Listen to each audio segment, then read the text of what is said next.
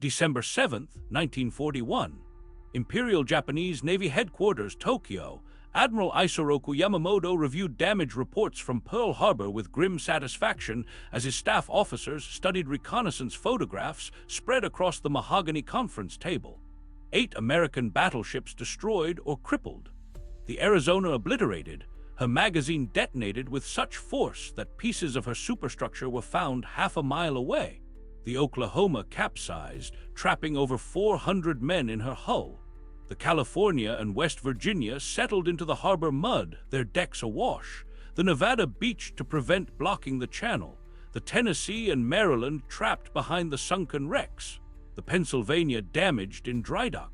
Yamamoto's intelligence officer, Commander Yoshi Watanabe, presented his analysis with confidence. The American Pacific Fleet is eliminated for at least 18 to 24 months, Admiral. Their nearest dry dock facilities capable of handling battleship repairs are in Bremerton, Washington, and Mare Island, California. They'll have to somehow tow damaged ships 2,500 miles across open ocean. Even then, Bremerton has only 2 dry docks capable of handling battleships. The repair queue alone would extend into 1943. The Americans will be forced to sue for peace or accept Japanese dominance in the Pacific while they rebuild. We have achieved strategic victory. The assembled officers nodded in agreement. Their calculations were based on sound engineering principles and their own Navy's repair capabilities. A battleship with the damage inflicted on the California would require at minimum 6 months in dry dock, probably closer to a year. The Nevada, beached and burning, was likely a total loss. The Oklahoma, capsized completely, was certainly beyond salvage. Japan had perhaps 2 years, maybe 3, before America could reconstitute a battle fleet capable of challenging Japanese dominance. What Commander Watanabe didn't know, what none of the Japanese officers studying those reconnaissance photographs could have imagined, was that floating just 300 feet from the burning battleships, damaged herself but still operational, sat a vessel that would completely invalidate their calculations. USS Vestal, repair ship AR-1, had been moored alongside Arizona when the attack began. Though damaged by the explosion that destroyed Arizona, Vestal's crew was already organizing salvage and repair operations, while Japanese planes still filled the sky. More significantly, Watanabe's intelligence had completely missed the revolution in American naval repair capability that had been developing since 1939. The Americans hadn't just built more ships than any nation in history. They'd created an entirely new concept of mobile industrial power, floating dry docks that could be towed to any anchorage and lift a battleship out of the water in hours, repair ships equipped with machine shops, foundries, and manufacturing facilities that could rebuild engines, fabricate parts, and restore combat capability without ever reaching a stationary shipyard. Tender ships that carried entire warehouses of spare parts and could service dozens of vessels simultaneously. The Japanese had calculated repair times based on their own limited capabilities and traditional shipyard requirements. They were about to discover that America didn't just build more ships than anyone else. They could fix them faster than anyone could sink them. Within 8 days, the Nevada would be refloated, made seaworthy, and dispatched to Puget Sound for complete restoration. Within 6 months, 6 of those 8 devastated battleships would return to service. Within 2 years, all but 2 would sail again, and those 2, Arizona and Oklahoma, contributed their salvaged components to keeping the rest of the fleet operational. The Japanese Admiralty had made a catastrophic miscalculation. They had assumed American naval repair capability operated on the same limitations as their own. They were wrong by a factor of 10. The story of American naval repair operations would become one of the most decisive but least known factors in the Pacific War. It would transform what should have been a knockout blow at Pearl Harbor into merely a temporary setback, and it would demonstrate a fundamental principle of industrial warfare that Axis powers never fully understood. In modern naval combat, the side that can return damaged ships to service fastest holds an advantage as decisive as firepower or armor.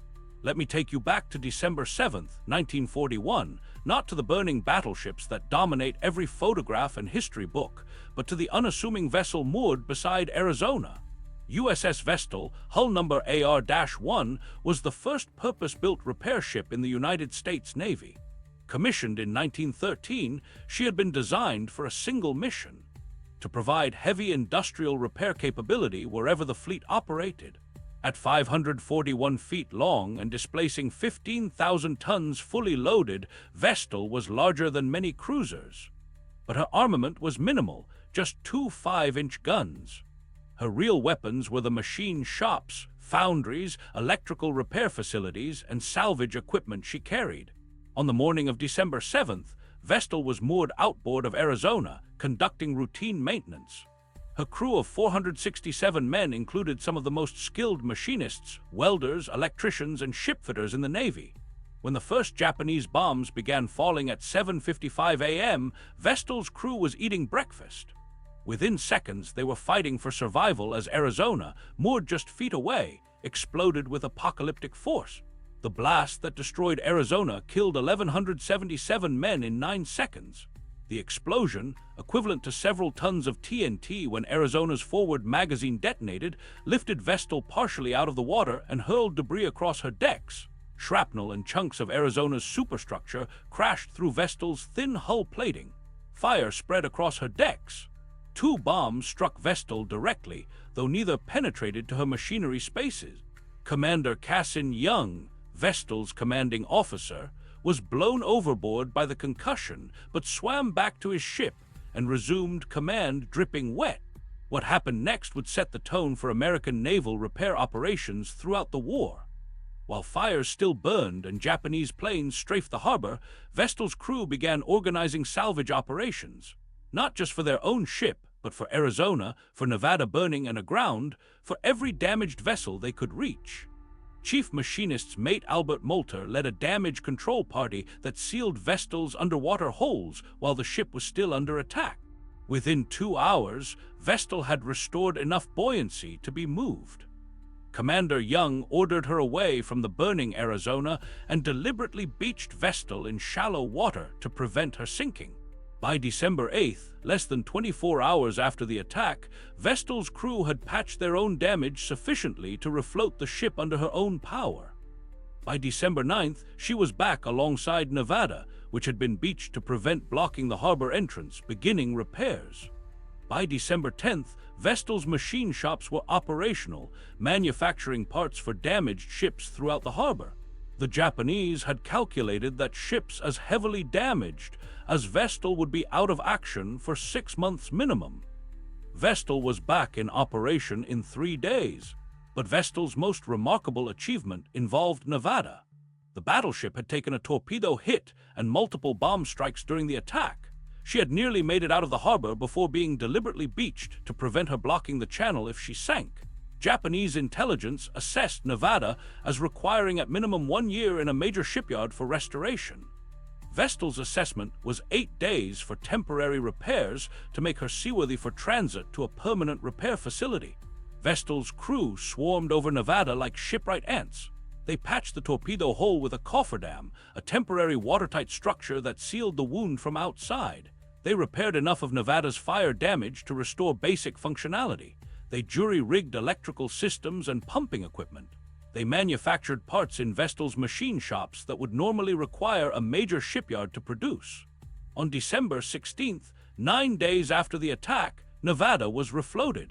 On December 18th, she departed Pearl Harbor under her own power for Puget Sound Navy Yard, where she would receive permanent repairs. The Japanese had calculated Nevada was finished for at least a year, probably permanently. Vestal had her mobile and combat-capable in terms of self-defense in 11 days of actual repair work. This would prove to be the pattern, not the exception. What Vestal represented was a completely new concept in naval operations. The mobile shipyard, a vessel that could bring industrial manufacturing capability to any anchorage, any harbor, any beach where ships could be moored. The Japanese Navy had nothing comparable. The German Kriegsmarine had nothing comparable. The Royal Navy had some repair ships, but nothing approaching American capability or numbers. Commander Young received the Medal of Honor for his actions on December 7th.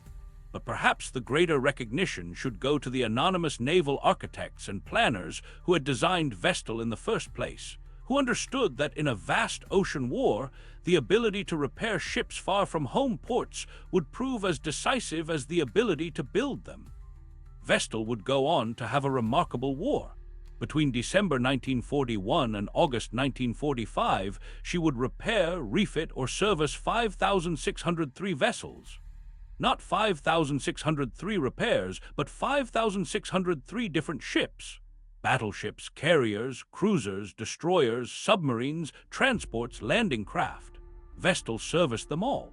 Her machine shops manufactured over 60,000 replacement parts during the war, parts that would have taken weeks to produce in stateside factories and additional weeks to ship across the Pacific. Vestal made them on site in hours or days. Her welders repaired over 12,000 feet of cracked hull plating. Her electricians rewired damaged ships. Her divers patched underwater holes.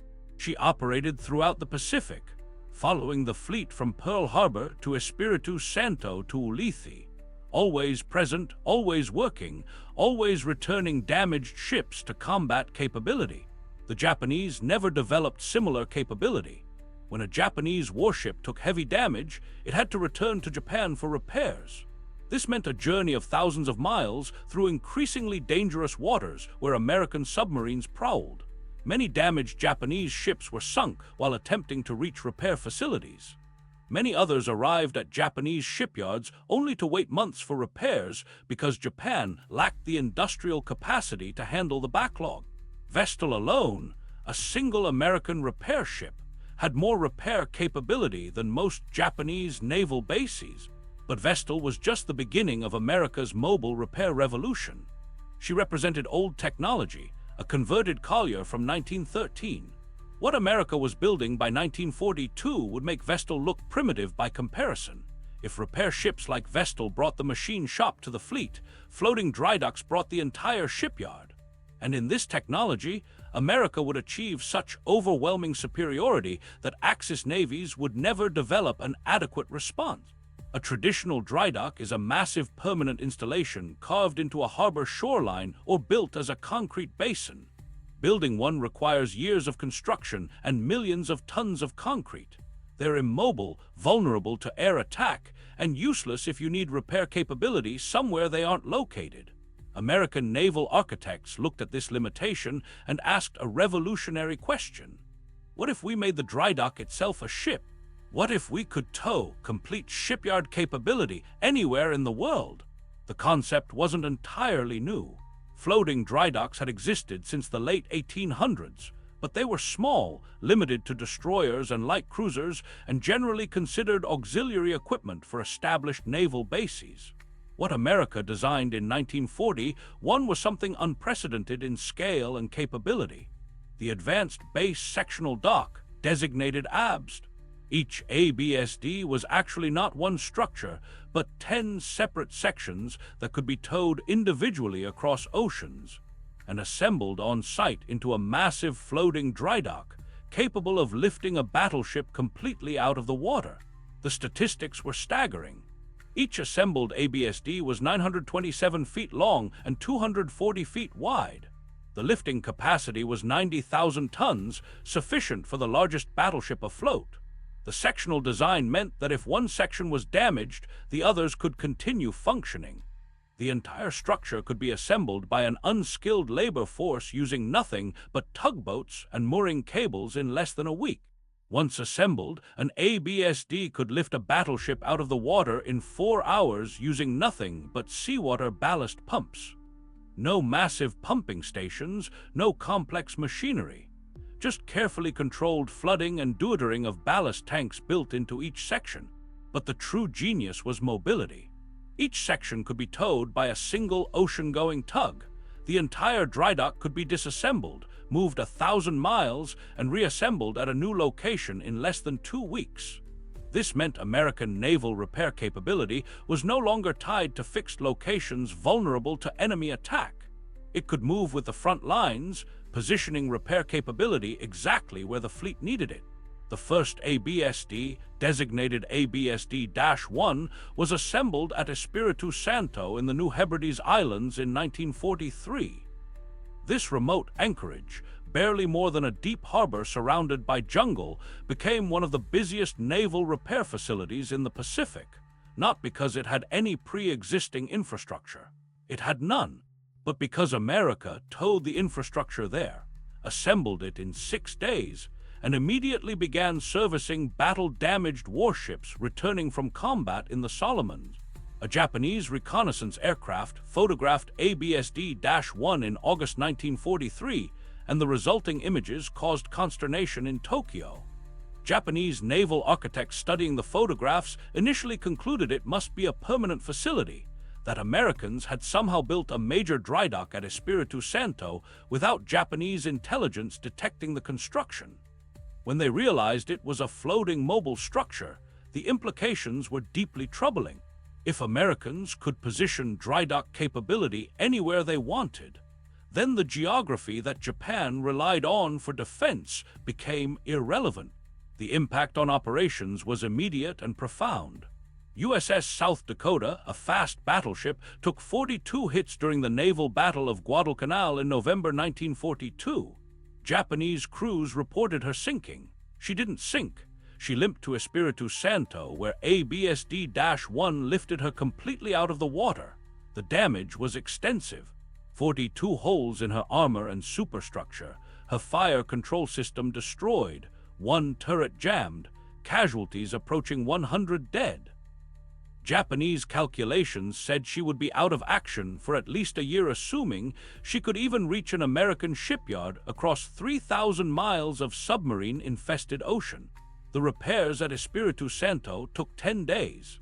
South Dakota was back in action by late November, participating in operations off the Solomons by December. The Japanese, who had reported her sunk in November, were understandably shocked to be shooting at her again in December. This would become a recurring pattern. Japanese pilots would report sinking or heavily damaging American capital ships. Those same ships would reappear weeks later, fully operational. The psychological impact on Japanese forces was severe. They began to believe American ships were indestructible, which undermined morale and combat effectiveness. By 1944, America had deployed 16 large floating dry docks across the Pacific, designated ABSD, AFDB Advanced Floating Dry Dock, and YFD Yard Floating Dock, depending on size and capability. The largest, AFDB-1, could handle any ship in the world, including the massive Iowa-class battleships. These floating dry docks serviced over 3,000 vessels during the war. They operated in forward areas where fixed shipyards would have been impossible to construct. They were assembled in locations that had been empty ocean or jungle islands months before, and they brought battleship-level repair capability to the front lines of the Pacific War. Japan deployed 2 large floating dry docks during the entire war. 2. Both were sunk by American air attacks in 1945. Germany operated several but lost them as ports were captured or destroyed by bombing. The disparity in mobile repair capability was as significant as the disparity in ship production. America could not only build more ships, it could keep them fighting through repairs that would have permanently crippled Axis vessels.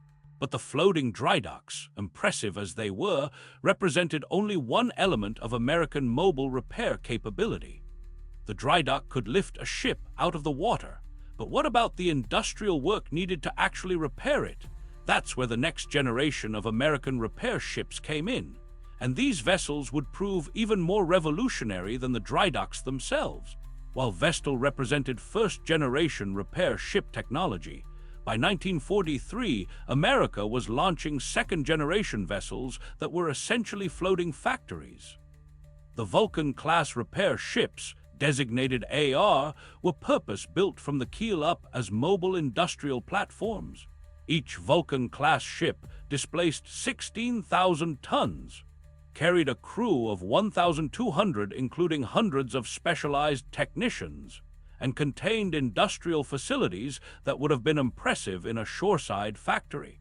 The machine shops aboard a Vulcan-class ship could manufacture parts up to 15 tons. The foundries could cast replacement components in steel, bronze, or aluminum. The electrical shops could rewind motors and generators. The pipe shops could fabricate complex piping systems. The carpentry shops could rebuild wooden structures. The optical shops could repair fire control systems and rangefinders. These ships didn't just patch damage. They rebuilt major systems from raw materials. USS Ajax, AR-6, exemplified the capability. Commissioned in 1943, Ajax served in the Pacific throughout the war. Her crew logged over 14,000 individual repair jobs on 537 different vessels. But the statistics don't capture the complexity. Ajax rebuilt the entire propulsion system of a destroyer, a repair that normally required a major shipyard, in 11 days at Ulithi Atoll. She manufactured a replacement turbine blade for a cruiser from raw steel stock, machining it to tolerances of thousandths of an inch in 3 days. She rewired the fire control system of a battleship, replacing miles of burned cabling in 6 days. What made these accomplishments remarkable wasn't just the speed, it was the location. Ajax performed these repairs at forward anchorages in tropical heat, sometimes while Japanese aircraft attacked overhead, using only the facilities aboard the ship itself. No external power source, no heavy lift cranes beyond those on the ship, no machine tools beyond what fit in her workshops. Everything needed to repair a warship was contained within Ajax's hull. The Japanese had nothing comparable. When the heavy cruiser Takao was torpedoed in October 1944, she limped back to Singapore for repairs. The repairs took 4 months, not because the damage was particularly severe, but because Singapore lacked the industrial equipment to handle major warship repairs. The work had to be done by hand with improvised tools. Even then, Takao never fully recovered and spent the rest of the war essentially immobilized. An American repair ship would have had her back in action in 2 weeks, but perhaps the most specialized and most crucial repair vessels were the submarine tenders. Submarines required unique repair capabilities. Their pressure hulls had to be maintained to exacting tolerances, or they would implode under depth pressure. Their electrical systems, batteries, and motors operated in harsh underwater environments. Their torpedoes were complex weapons requiring specialized handling. And submarines operated far from home bases, often spending months on patrol. USS Proteus, AS-19, was a Fulton-class submarine tender that revolutionized submarine operations. Commissioned in 1944, Proteus displaced 12,000 tons and carried specialized equipment for every aspect of submarine maintenance. She could replace a submarine's diesel engines in 4 days. She could overhaul the entire electrical system in a week. She could reload a full complement of torpedoes in hours. She could manufacture replacement parts for any system on a fleet boat submarine. The impact on submarine operations was transformative. Before tenders like Proteus deployed forward, American submarines had to return to Pearl Harbor or Australia for any significant repairs, a journey that could take weeks and remove the submarine from combat operations for months. With Proteus positioned at forward bases like Midway or Saipan, submarines could be repaired and back on patrol in a week. This multiplied the effective size of the submarine fleet. Instead of having 30% of submarines in transit or under repair at any given time, America kept over 60% of submarines on station. Proteus personally serviced 47 submarines during her Pacific deployment. Several of these submarines visited Proteus multiple times, receiving battle damage repairs and returning to combat within days. One submarine, USS Harder, visited Proteus 4 times in 1944 for rapid turnaround maintenance between aggressive patrols that sank multiple Japanese destroyers. Harder's skipper, Sam Dealey, specifically praised Proteus's crew for enabling his submarine's remarkable success rate. The Japanese submarine force had no equivalent capability. Japanese submarines that needed repairs had to return to Japan, removing them from operations for months. This contributed to the devastating attrition of Japan's submarine fleet, not just from combat losses, but from submarines out of service awaiting repairs. By 1944, Japan's submarine force was effectively neutered, not primarily from American anti-submarine warfare, but from inability to maintain the submarines they had. The German U-boat force faced similar limitations. Germany operated submarine tenders in occupied ports, but these were fixed installations vulnerable to bombing. As Allied forces captured ports or drove U-boats from French bases, German submarines lost their forward repair capability. By 1944, U-boats were sailing from Germany, operating for shorter periods and returning for longer maintenance cycles. The operational tempo collapsed. American submarines, supported by forward-deployed tenders like Proteus, maintained aggressive patrol schedules throughout the war. The difference in operational availability directly correlated to kill rates. American submarines sank over 5 million tons of Japanese merchant shipping. Japanese submarines sank less than 200,000 tons of Allied shipping. The disparity wasn't primarily about submarine quality or crew skill. It was about keeping submarines at sea through superior repair and logistics support. Now let me tell you about what might be the single most remarkable ship repair story of the Pacific War. A story that encapsulates everything unique about American naval repair capability and demonstrates the psychological impact these capabilities had on Japanese forces. The story of USS Yorktown at the Battle of Midway. During the Battle of the Coral Sea in early May 1942, USS Yorktown, a fleet carrier, took a bomb hit that penetrated her flight deck and exploded 3 decks down. The bomb killed or wounded 66 men and created a massive hole in her hull. Fuel lines ruptured, starting fires. Boilers were damaged, reducing her speed. Japanese pilots returning to their carriers reported Yorktown sinking or at minimum out of action for 6 months. Japanese intelligence confirmed the assessment. The carrier had taken catastrophic damage and would require extensive shipyard repairs. Yorktown limped into Pearl Harbor on May 27, 1942. Admiral Chester Nimitz inspected the damage personally. His shipyard commanders estimated 90 days for repairs. Nimitz's response was immediate and unequivocal. "You have 3 days." On June 1st, 1,400 shipyard workers swarmed aboard Yorktown. They worked around the clock in 3 shifts. Welders sealed hull breaches. Pipe fitters replaced damaged fuel lines. Carpenters rebuilt shattered structures. Electricians rewired damaged systems. The work was brutal, hurried, and incomplete. Many repairs were temporary patches rather than permanent fixes, but it was sufficient. On May 30th, Yorktown departed Pearl Harbor. The Japanese believed she was still in dry dock or possibly sunk. What happened next shocked the Japanese Navy to its core. On June 4, 1942, at the Battle of Midway, Japanese pilots attacking the American carrier force spotted 3 carriers. They identified Enterprise and Hornet, both known to be with the Pacific Fleet. The 3rd carrier puzzled them. It looked like Yorktown, but that was impossible. Yorktown had been sunk at Coral Sea, or at minimum was under repair in Hawaii. The 3rd carrier was Yorktown, repaired in 72 hours, sailed 2,300 miles and ready for combat. The Japanese had no category for understanding this. Their own carrier Shikaku, damaged at Coral Sea, would be under repair until July, then require additional months to restore full operational capability. She missed Midway entirely. Yorktown, more heavily damaged according to Japanese assessments, was not only present but launching strikes. During the battle, Yorktown took 2 bomb hits from Japanese dive bombers. The damage was severe. 3 boilers went offline. Fire spread below decks. The ship listed and slowed. American damage control teams went to work with the same intensity as Pearl Harbor shipyard workers. Within an hour, Yorktown was making 17 knots and recovering aircraft. Japanese pilots reporting back to their carriers said they had hit a carrier and she was dead in the water. Then a second strike hit Yorktown with 2 torpedoes. This damage was critical. The list increased to 26 degrees. Yorktown lost all power. Abandoned ship was ordered. The next morning, salvage crews reboarded Yorktown.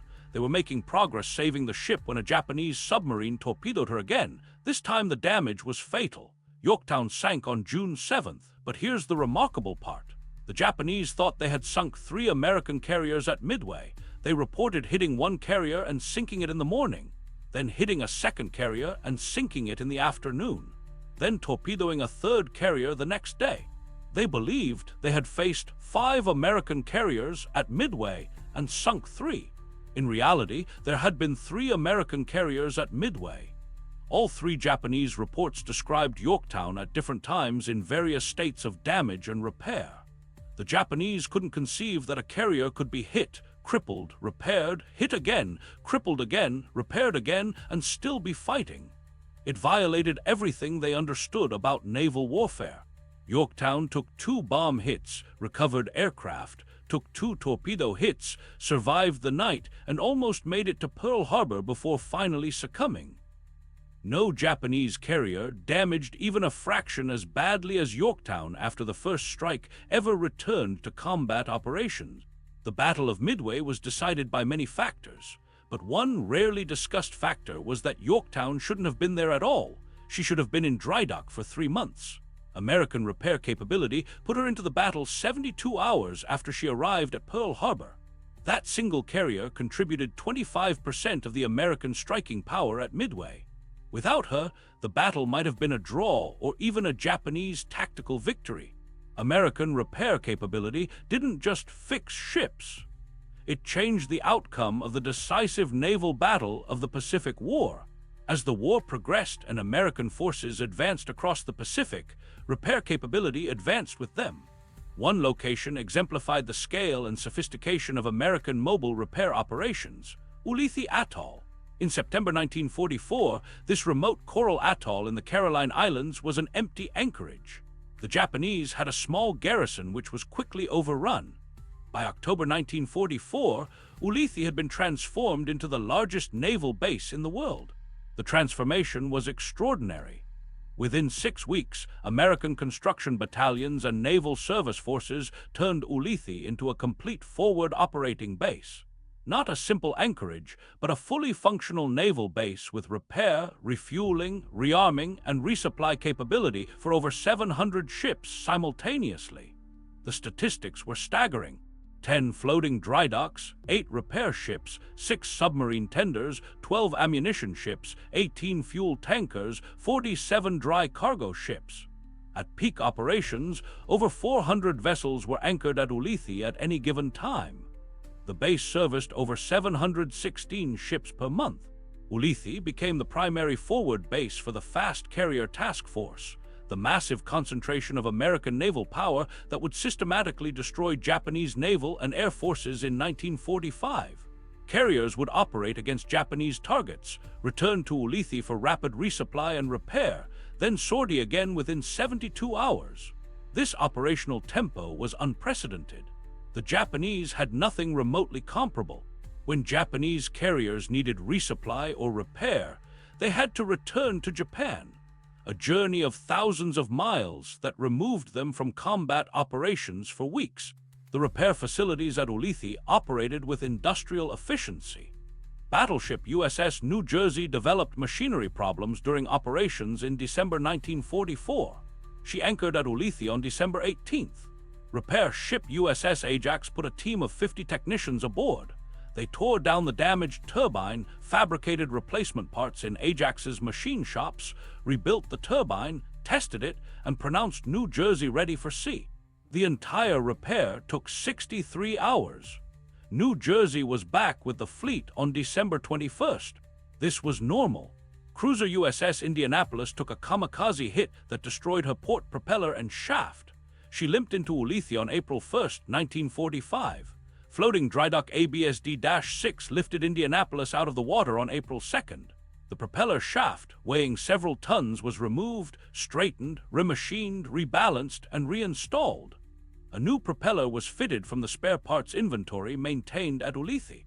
Indianapolis was back in the water on April 8th and departed Ulithi for combat operations on April 11th. 10 days from arrival to departure with a repair that would have required months at a peacetime shipyard. The Japanese were aware of Ulithi's existence. They attempted multiple airstrikes against it, including several kamikaze attacks, but the concentration of anti-aircraft defenses made attacking Ulithi suicidal. More significantly, even when Japanese aircraft did get through, they found that destroying a repair ship or two made no difference. America simply brought in replacements. The Japanese had calculated that if they could destroy Ulithe's repair capability, American operational tempo would slow. What they discovered was that American repair capability was essentially unlimited. Destroy one repair ship, 3 more arrived the next week. This was the fundamental reality that Japanese and German planners never fully grasped. American industrial capacity wasn't just large, it was self-sustaining and self-multiplying. Every American repair ship repaired on average 500 vessels during its service. Every floating dry dock serviced over 200 ships. Every submarine tender kept 24 submarines operational. The repair infrastructure multiplied American naval power by a factor that Axis planners couldn't calculate because they had no precedent for understanding it. Let me share with you one more extraordinary repair story that demonstrates both the technical capability and the determination of American repair forces. The story of USS Franklin, CVB-13, and the worst damage ever sustained by a ship that survived. On March 19, 1945, Franklin was operating 50 miles off the Japanese coast, launching strikes against airfields and naval bases. At 7:08 a.m., a single Japanese dive bomber evaded the combat air patrol and dropped 2 bombs on Franklin. Both bombs hit. The first penetrated the flight deck and exploded in the hangar bay where aircraft were being armed and fueled for the next strike. The second hit the aft deck edge and exploded among aircraft spotted for launch. The result was apocalyptic. Fueled and armed aircraft exploded in massive fireballs. 1,000-pound bombs cooked off, creating secondary explosions that ripped through the ship. Aviation fuel spread fire across multiple decks. Rockets ignited and shot through the ship horizontally, killing men and starting additional fires. The conflagration was so intense that Franklin's steel structure began to melt. The flight deck warped from heat. Bulkheads collapsed. Within minutes, Franklin was a floating inferno. 724 men died in the attack and subsequent fires.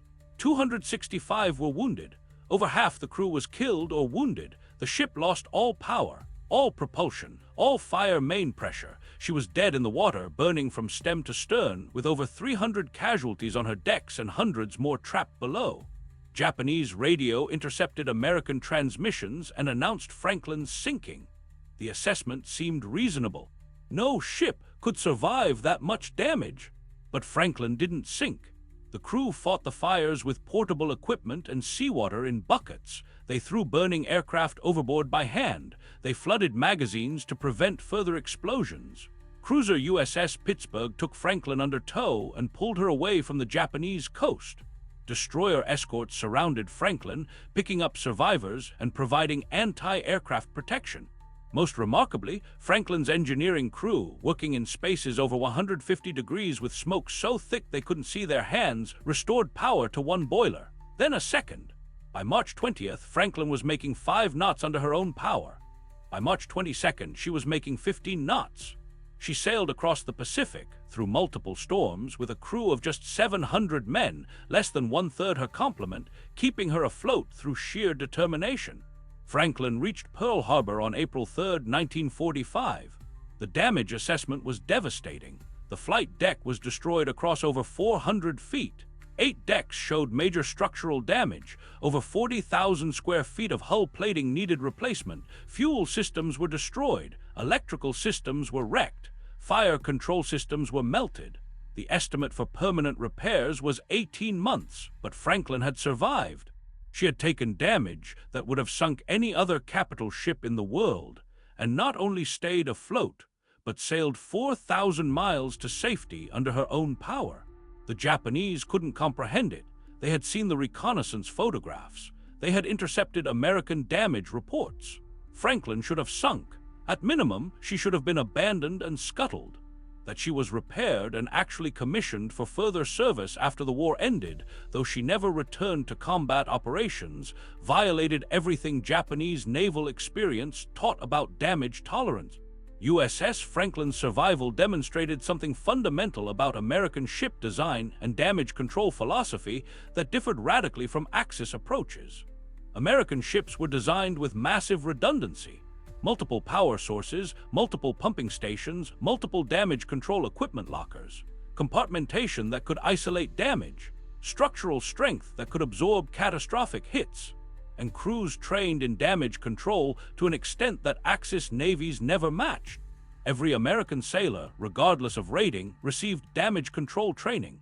They knew how to fight fires, control flooding, shore up structures, and keep ships afloat. Japanese naval training emphasized offensive operations. Damage control was secondary. When Japanese ships were hit hard, crews often abandoned ship prematurely because they lacked the training and equipment to save the vessel. German naval crews were better trained but lacked the equipment redundancy American ships possessed. The combination of superior damage control training, redundant ship systems, and massive repair infrastructure meant that American ships survived damage that would have sunk Axis vessels. USS Laffey, a destroyer, survived 22 kamikaze attacks in 80 minutes, took 4 bomb hits and 6 kamikaze crashes, lost 32 dead but remained afloat and was fully repaired. USS Bunker Hill, a carrier, took 2 kamikaze hits that killed nearly 400 men and started massive fires, but was saved by her crew and fully restored to service. These weren't exceptions. They were the pattern. American ships took incredible punishment and survived because of superior design, superior training, and superior repair capability. The repair ships and floating drydocks that we've been discussing were the final link in the chain, but the entire system worked together to keep American naval power operational despite losses that would have crippled other navies. By late 1944, captured Japanese naval officers were being interrogated about their assessments of American capabilities. One interview conducted at a prisoner of war facility in Hawaii in December 1944 provides remarkable insight into how Japanese commanders viewed American repair operations. The interview was with Commander Hideo Yamamoto, a staff officer who had served with the Combined Fleet Headquarters. His testimony was classified until 1972, but provides extraordinary perspective. The interrogator asked Commander Yamamoto what aspect of American naval operations surprised Japanese planners most. His answer was immediate: your repair capability. We calculated ship losses based on our own experience. A heavy cruiser with major torpedo damage required 6 to 8 months for repair. We hit your heavy cruiser Houston with torpedoes in February 1942. We reported her sinking.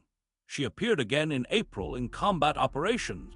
We assumed it was a different ship with the same name. It was not. It was the same ship, repaired in 6 weeks.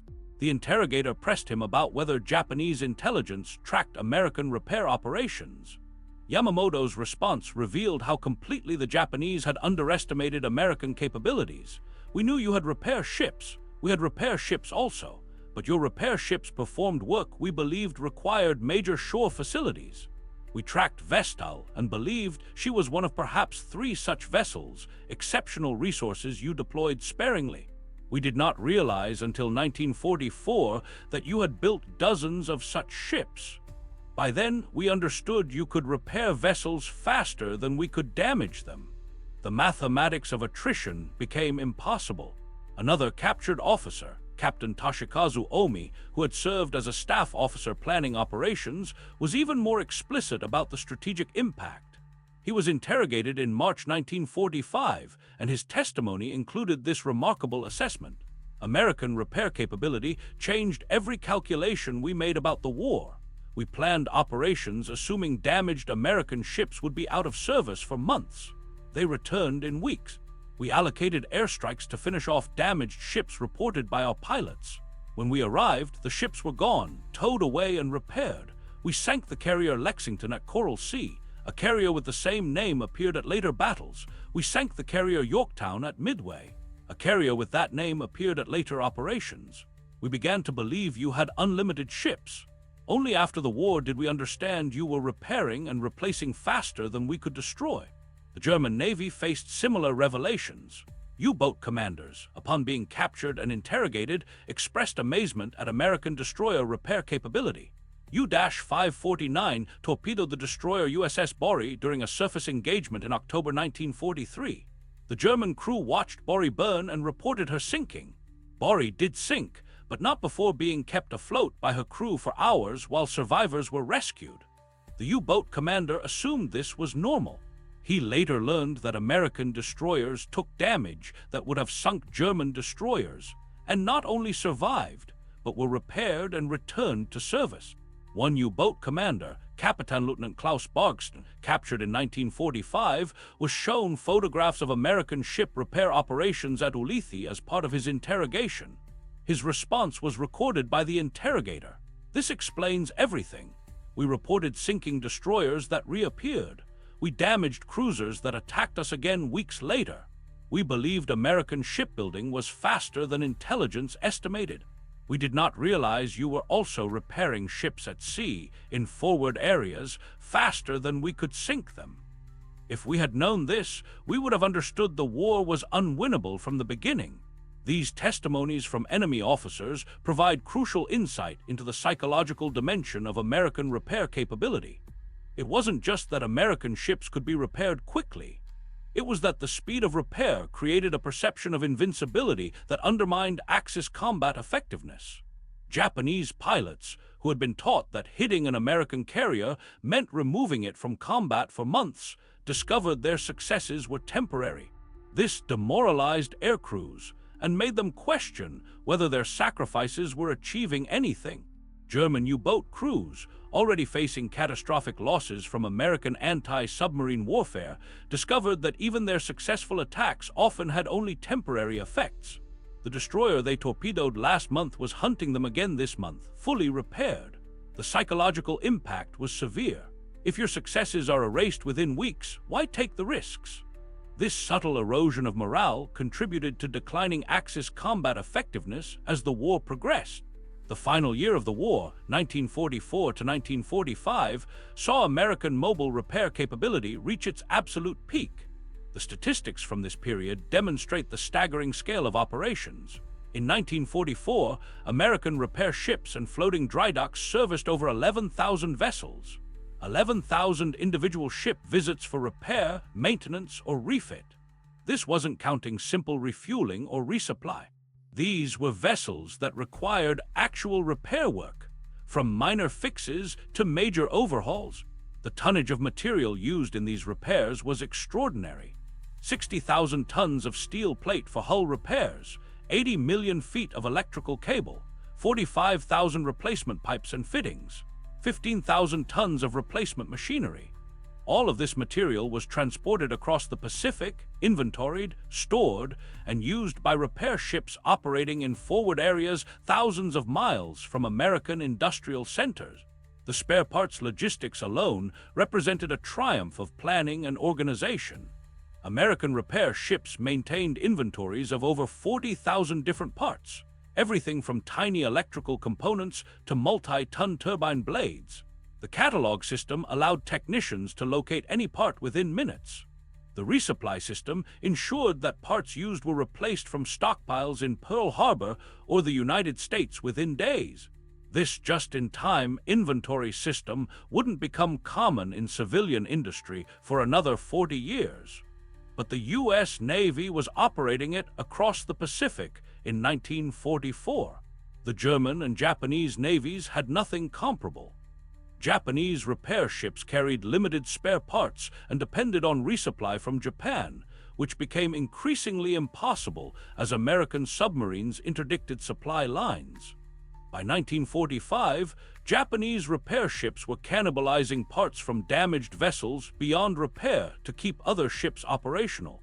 This meant that Japanese combat effectiveness declined not from lack of ships, but from lack of parts to keep ships operational. Germany faced a similar crisis. U-boats returned to port needing repairs, but the parts weren't available. Kriegsmarine surface ships were increasingly immobilized not from combat damage, but from mechanical failures that couldn't be repaired due to lack of components. The German Navy's repair capability collapsed not from American bombing, though that certainly contributed, but from inability to manufacture and distribute the thousands of specialized parts needed to maintain a modern navy.